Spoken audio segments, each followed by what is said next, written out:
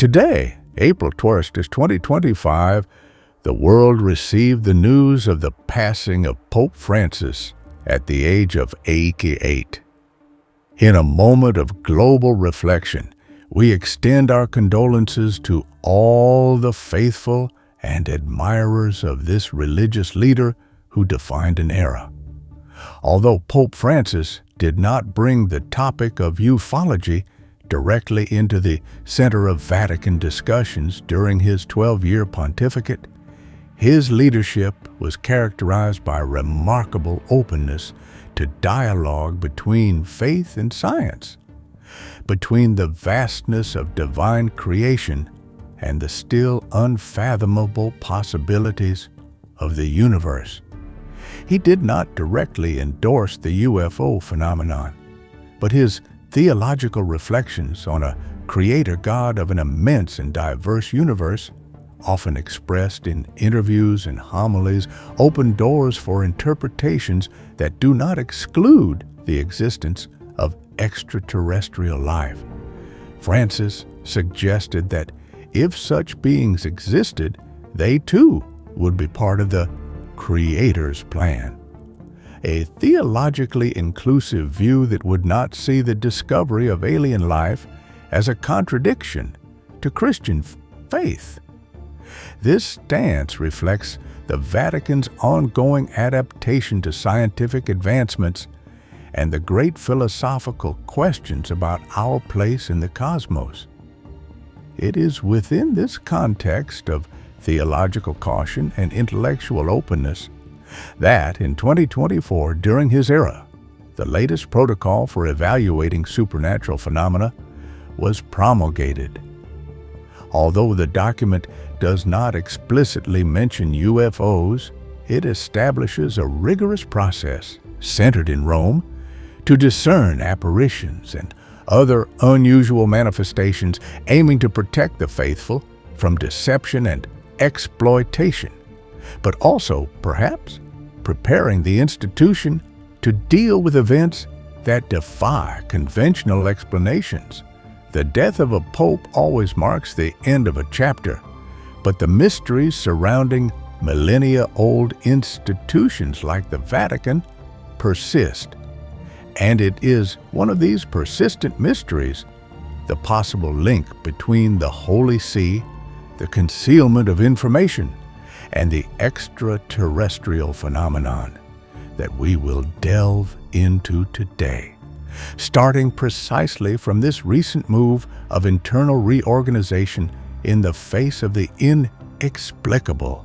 On May 17, 2024, the Vatican released new norms for investigating what it calls supernatural phenomena.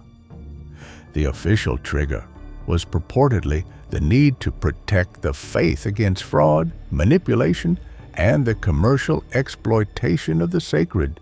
Unfortunately, common cases, ranging from false miracles to supposed divine messages for profit or personal power, as warned by Cardinal Fernandez and Pope Francis himself.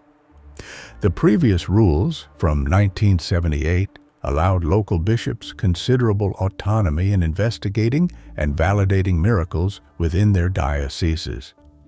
Now, that authority has been revoked. Any significant evaluation of events transcending normality must pass through the scrutiny of the dicastery for the doctrine of the faith in Rome, with the Pope having the final say. This centralization is a powerful strategic move. Why concentrate so much decision-making power over the inexplicable right now, in an era of instant information and growing questions? History shows us that the Catholic Church has faced numerous challenges to its dogmas and worldviews, from the Copernican revolution to evolutionary theories. Controlling the narrative about phenomena that could shake fundamental beliefs has always been crucial. Is this new norm merely an internal administrative measure, or a strengthening of the walls against a potentially disruptive truth looming on the horizon? Concern about fraud is legitimate, but it can also serve as a convenient shield for managing information about genuine events that remain unexplained by current paradigms. Events that could be interpreted very differently outside a strictly religious context. It is precisely at this nebulous frontier that the intrigue deepens. The Vatican's new guidelines speak of apparitions, visions, interior locutions, stigmata, extraordinary mystical phenomena. For theology, these are manifestations of the divine. But for researchers of the UFO phenomenon, many of these terms and descriptions overlap with reports of close encounters of the fourth and fifth kinds, sightings of luminous probes, or encounters with non-human entities. Consider the beings of light often mentioned in near-death experiences or abductions, the visions of celestial figures shrouded in blinding brilliance, the messages received telepathically. Religious history is replete with events that, stripped of their theological interpretation, could be re-examined through a ufological lens. Ezekiel's wheel in the Bible, described as a complex metallic vehicle coming from the heavens. Angels depicted as otherworldly beings with superhuman abilities. Even the Star of Bethlehem, guiding the Magi, has been the subject of speculation in this regard. Could the Vatican, with its vast historical archive and its own astronomical observatory, be aware that some events classified as miracles or visions over the centuries might have an extraterrestrial origin? The promulgation of stricter rules to analyze such phenomena could be interpreted as a way to maintain control over how these events are classified and disclosed, especially if something on a global scale is imminent. The possibility of a hidden past where cosmic contact was masked by religious dogma is not just the stuff of science fiction. It is a suspicion fueled by stories and accounts echoing within the very walls of the Holy See. Let's return to 1961. The world was living through the tension of the Cold War, the space race was in full swing, and UFO reports were multiplying globally. Against this effervescent backdrop, in the gardens of the papal residence at Castel Gandolfo, an extraordinary event occurs, recounted years later by Pope John XIII's faithful private secretary, Monsignor Loris Capovilla, a man known for his loyalty and sobriety. As they walked, a disconcerting light descended from the heavens. It wasn't a plane nor a helicopter. It materialized into an oval-shaped object, silent, pulsing with strange colored lights, landing just meters away from them. A door opened, and from it emerged a figure, humanoid, yet distinct, tall with slightly elongated ears, and bathed in a golden aura. Initial fear gave way to reverence. The Pope and his secretary knelt, but Pope Angelo Roncalli, known for his pastoral nature and open heart, had stood up and walked towards the being. For about 20 long minutes, the two conversed. Monsignor Capovilla kept at a distance, couldn't hear the words, but witnessed the interaction, the exchange of gestures, the communication flowing between the leader of the Catholic Church and the visitor from the stars. What was discussed there? What messages were exchanged?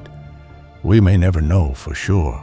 After the conversation, the being returned to the craft, which ascended and disappeared instantly.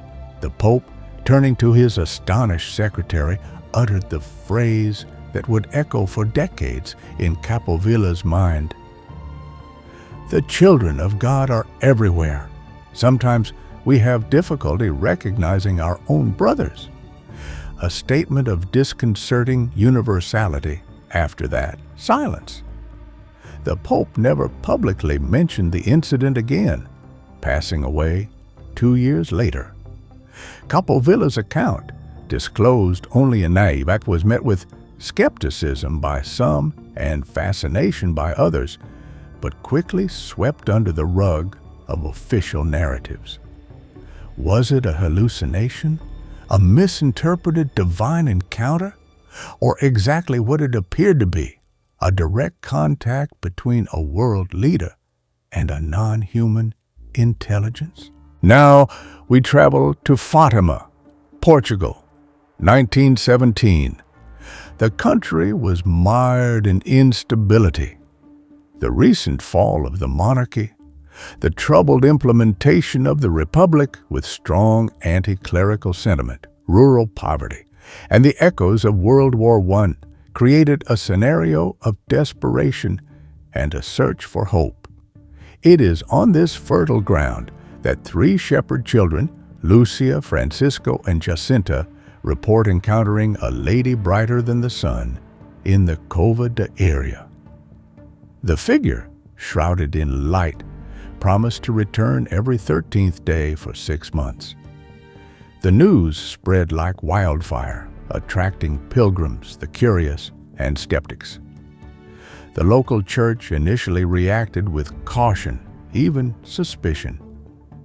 The apparitions culminated on October 13th before a crowd estimated between 50,000 and 70,000 people, drenched by persistent rain.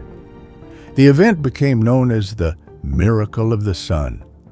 Eyewitnesses, including secular journalists and skeptics, described what they saw.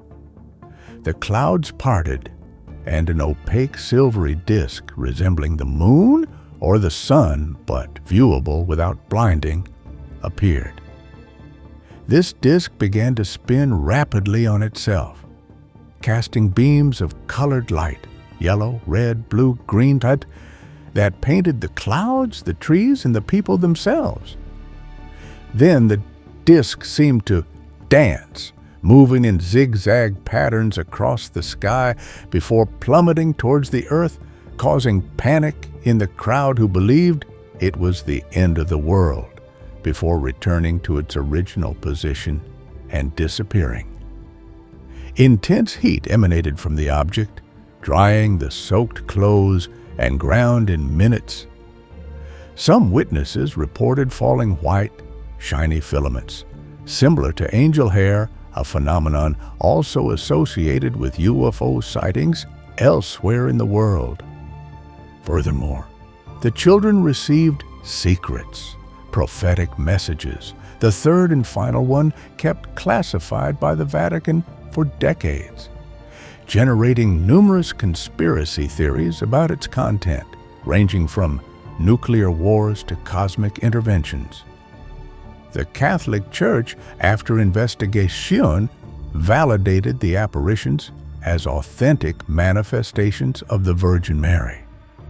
But the phenomenological description, a metallic flying disc, aerial maneuvers, impossible for the time, emission of colored lights, electromagnetic or heat effects, falling debris, angel hair, aligns strikingly with classic UFO reports from the 20th century. Could Fatima be one of the best documented extraterrestrial contacts in history, interpreted through the religious lens of the era? The Vatican's new rules, the secret of John 23, the cosmic dance of Fatima, luminous points on a map of mysteries connecting the fervor of faith to the vastness of the unknown. The Vatican's centralization of authority over the supernatural can be read in many ways. Theological prudence, institutional control, or perhaps preparation for a future where the line between the human, the divine, and the extraterrestrial becomes irrevocably blurred. We live in an age where science extends our cosmic horizons daily, while reports of unidentified aerial phenomena gain official legitimacy. Are we approaching an understanding that integrates these realities? Or will belief structures, whether religious or skeptical, struggle to assimilate a truth that transcends our current understanding of the universe and our place within it? The human need to believe, to find meaning, whether in God or in visitors from the stars, is undeniable. How will the institutions that shape our worldview navigate these turbulent waters? We want to know your perspective. Do you see a real connection between these historical events, the Vatican's recent actions, and the UFO phenomenon? Could the beginning of a new papal era bring new revelations still hidden? Or will information about the UFO phenomenon continue to remain undisclosed? What can we expect? To keep bringing new, intriguing, and mysterious cases about ufology, we ask you to simply like this video and subscribe to the channel to show YouTube the relevance of this content for other enthusiasts of this fascinating topic.